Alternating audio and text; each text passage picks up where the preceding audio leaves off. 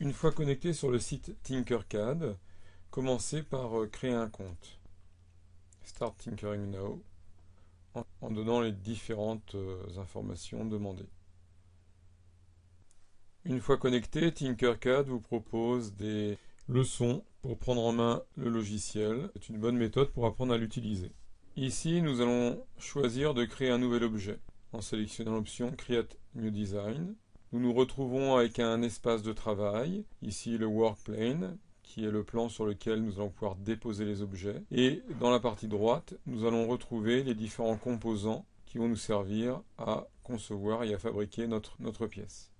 On peut commencer par changer le nom qui est donné par défaut, ici porte-clés. Nous allons concevoir une pièce à l'aide d'un cube et d'une pyramide. Vous pouvez faire tourner votre workplane à l'aide des icônes qui sont ici ou à l'aide du bouton droit de la souris. Vous appuyez dessus, vous déplacez la souris, ce qui permet de tourner autour de vos objets. Ici la pyramide, nous cliquons dessus. Cette flèche-là va nous permettre de la faire monter vers le haut. Nous allons tourner à nouveau. Ici, nous pouvons la déplacer, soit avec la souris, soit avec les touches du clavier, ce qui permet d'avoir un déplacement plus précis. Donc, ne pas hésiter à tourner autour pour mettre en place le plus précisément possible vos objets. N'hésitez pas non plus à faire un zoom pour bien vérifier que vos deux objets sont bien collés l'un à l'autre.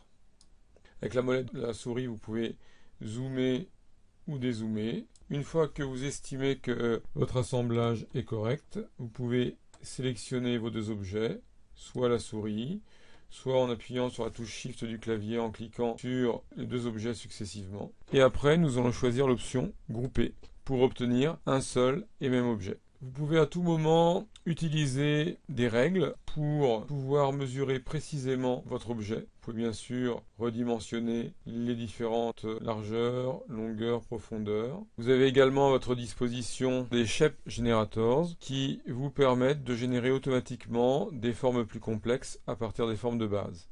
Entre autres, ici, le texte qui permet d'afficher le texte que vous souhaitez. Si j'ai tapé le mot boîte, je vais redimensionner. Alors ici une option intéressante, je vais cliquer sur Feed View to Selection de manière à centrer l'objet sur ma page. Ici je vais le faire tourner, je vais diminuer sa largeur, ensuite je vais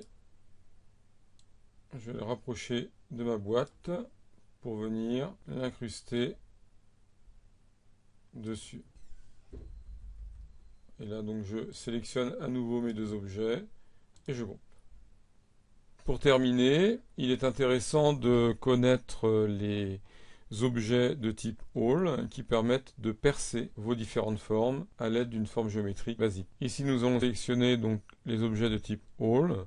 Nous allons prendre un cylindre que nous allons tourner. Nous allons réduire sa taille et nous allons venir le positionner sur notre boîte. Attention de bien faire dépasser de chaque côté pour être sûr qu'il transperce bien celle-ci. Une fois que c'est terminé, sélectionnez à nouveau l'ensemble des objets et groupez.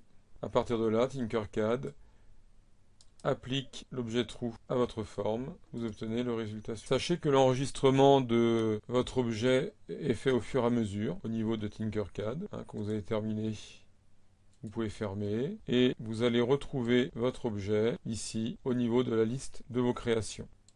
Donc je vais le rééditer à nouveau. Enfin, pour pouvoir faire l'impression proprement dite, il vous faut télécharger l'objet pour l'impression. Donc Download for 3D Printings. Ici, on va sélectionner le format STL et on va l'enregistrer dans notre dossier ICN. Le download est terminé. Regardez maintenant la vidéo qui va vous expliquer comment convertir ce fichier dans un format compréhensible par l'imprimante 3D.